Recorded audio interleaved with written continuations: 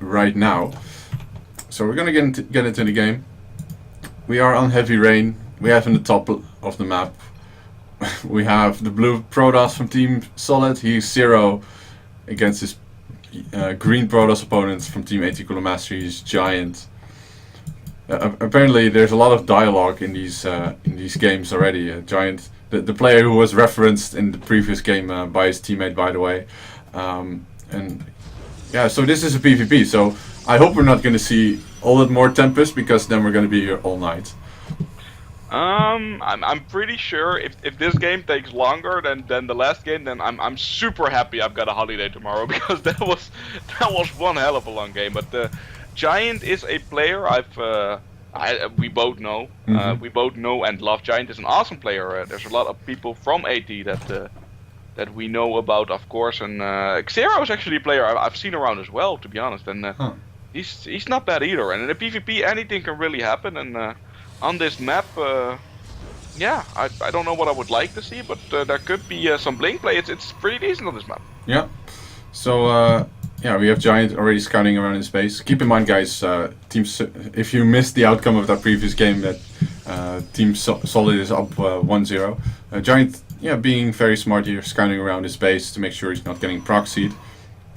We're not seeing the same from Zero though, who's pretty much doing an identical build, except he is not currently not scouting.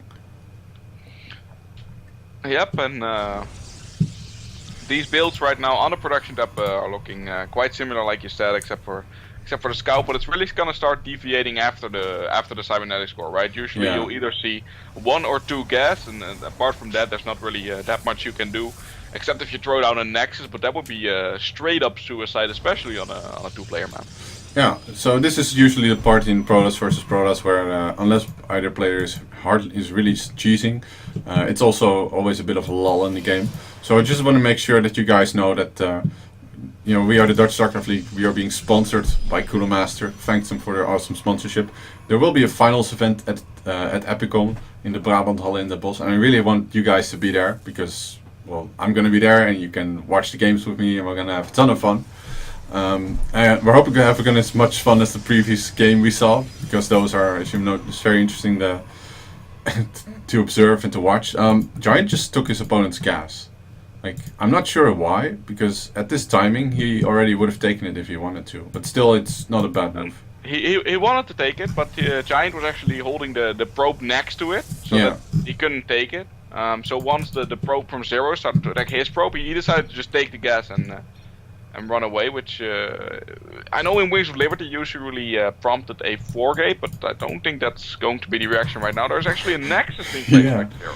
Oh, that's it feels like a bit of a risky move here by Zero to go for a Nexus this early, because he doesn't have... Wait, doesn't he? No, he has 0 scouting information about what his opponent is doing, whereas Giant is being very meticulous about scouting throughout his base for proxies, even going over that for a second time.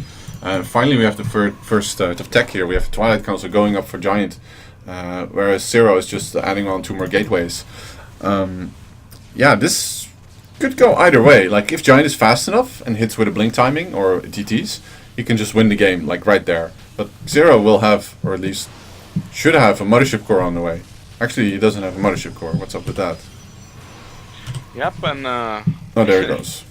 I think the reason he doesn't have a mothership core, right, is the gas, right? I think that's probably the reason, because he only has 1 Vesipine geyser right now, which does really limit his income and what he can do with it. But his opponent so far is going for the 3 gateways, and there's a dark shrine underway from Giant, so that's really going to be the main threat. I mean, the 3 gateways aren't really a problem at this point for Zero, but he doesn't have any form of detection. Yeah, this is a very typical build.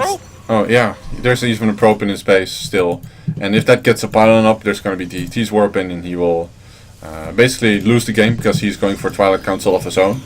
And without a Robo or even an Oracle, you can't really do anything against DTs. So this looks really good here for Giant. His Dark Shrine is already past halfway.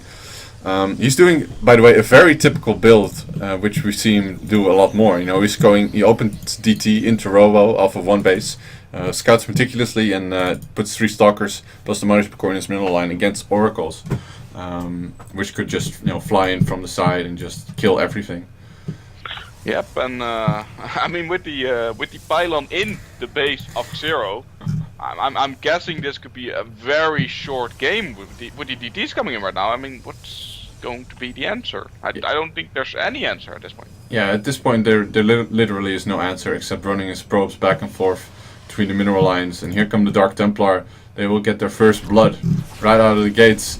Double Forge going down as a response for Xero, but he's already lost a lot of probes still up in supply, and he's going to be running. Oh, this is too late. He could have force fielded this Dark Templar out if he wanted to, but yeah, that's not going to happen. And he's lost all the probes in his main, the one that didn't get transferred.